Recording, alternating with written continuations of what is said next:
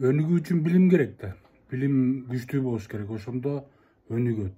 Кыргызстанда эмне үчүн өнүкпөй атат? Билимге көп эле акча бөлүнүп атпайбы? Жылына чыгарылган дүң продукция, баардык продукциялардын наркынын эң көбү берги процентине алганда эң көбү биздин өлкөгө экен, могу Орто Азиядагы өлкөлөрдүн ичинен. Бирок өнүкпөй атат, билим өнүкпөй атат. Анткени себеби билим берүүдү түшүнгөн киши болбой атат. Билим берүү системаны түшүнүп, аны өнүктүрүүнү каалап ошол жерде иштеген кишилер жок болуп атат. Университеттер мындайча айтканда азыр жок болду деп эсептесек болот. Алардын азыр жөн эле имараттары турат. Анда бизге азыркы өнүгүүгө керектүү болгон билим, тарбия, аң сезим, изилдөө, илим ал жакта жок деп айтсак болот да.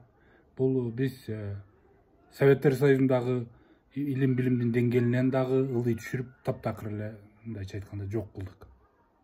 Эми азыр ал жакта иштеп аткан кишилерди күнөөлүү деп эсептегенге да болбойт. Анткени алар ошол өзүнүн канчалык нерсеге жетишсе, ошого жараша иштеп атышат. Бирок мындай болбош керек. Билим берүү системасын канчалык көп акча куйсак дагы билим берүү системасына, бирок эгерде ал жакта түшүнгөн киши болбосо, адистер иштебесе дүйнөлүк деңгээлдеги, анда ал жак өнүкпөйт. Билим берүү системасын азыр сөзсүз түрдө англис тилинде жакшы билген адамдар керек. Анткени себеби англис тили азыр дүйнөлүк илим билимдин прогресстин тили болуп атат. Айла жок. Кыргыз тили болушун каалайт элек, бирок андай эмес. Орус тили таптакыр эле жалаң эле саясат, коркутмайдын тил болуп калды. Англис тилинде болсо бардык ресурстар ошол жерде, дүйнө жүзүнүн баары ошого сүйлөп атат. Андан дагы негизи билим берүү системасы, билим берүү университеттер, мына окуу жайлары ошол жерде чындап эле адамдын аң сезимин өзгөрткөн, агарткан нерсе керек да. Антпесе дин күчөйт. Диндин көбүнчө эмне күчөйт? Эгерде динди билимсиздер башкарат, адатта кандай болсо да динди адатта билимсиздер башкарат, алар өздөрүнүн билгенин таңуулап, анан таптакыр эле Афганистан болуп калат. Анткени бир динге катуу ишенген киши илим пост боло албайт. Анткени өзүнүн динине тартып алат. Илим билимде фактын айтыш керек. Ошондуктан азыр ошого кетип атат окшойт. Азыр деген билим берүүнү түшүнгөн кишилер көбөйбөсө, же бир жактарда түшүнүп, бирок акчасы жок деп келбей иштебей жүргөн адамдар болсо, ойлоп коюш керек. Бир аздан кийин баары тең баягы диндин жетегинде калат. Диндин жетегинде калгандан кийин аларда баягы өздөрүнүн ыйман деген кодекси болот. Анысы ал деген ыйман деген, бул деген мындайча айтканда относительный деп коет орусча, салыштырмалуу нерсе да. Андан башка агарта турган нерсе ал жакта болбойт. Ошону менен экономика кулайт, коррупция басат, анан жоокерлер, боевиктер көбөйөт. Анткени алар бири-бири менен талашып, мези жетпей, анан баягы Афганистанга окшоп жарандык согуш болуп жүрө берет да. Бул ошондуктан диндин жетегинде калган өлкө, ал урап бараткан өлкө, жок болуп кетип аткан өлкө десек да болот.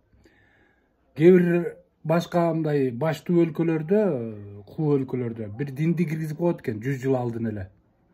Анан ошол дин акырын ичинен чиритип, өзүнөн өзү эле душман болгон элди жок кылып тынат экен да.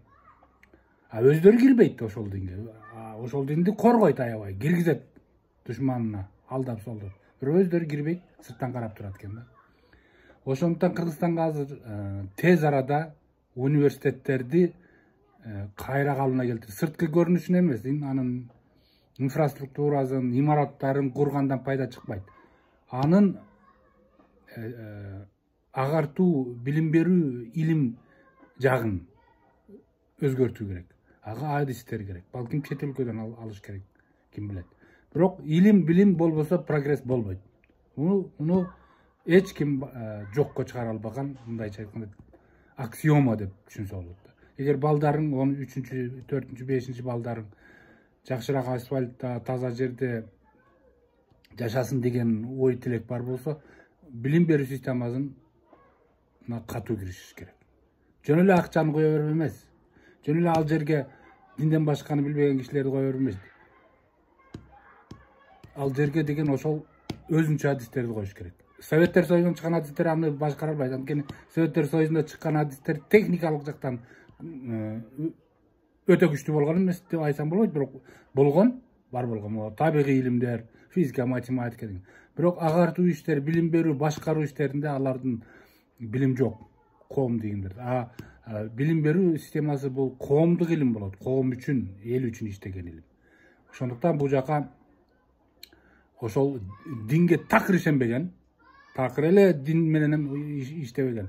Бирок эмеси бар, башкаруу, өнүктүрүү жөндөмү бар, англис тилин билген ушундай кишилер келиш керек. Антпесе дин басып алат. Дин басып алганда азыр айткандай анда бүттү билим берүү системасы похорон кылсак болот, и өлкөдө бара-бара похорон болот да.